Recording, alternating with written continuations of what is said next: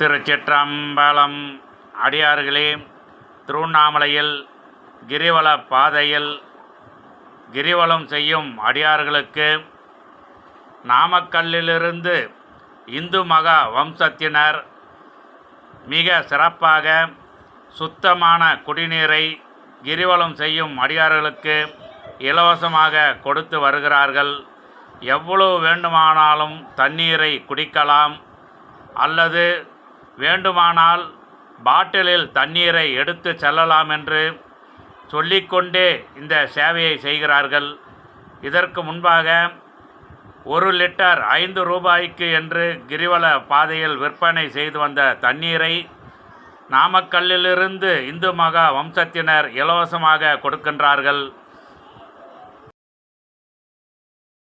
சுகாதாரமான குடிநீர் நிரப்பிய நூற்றுக்கணக்கான கேன்களை இங்கு இறக்கி 2 தாய்மார்கள் குடிப்பதற்கு தண்ணீரை கொடுத்து கொண்டிருக்கின்றார்கள்.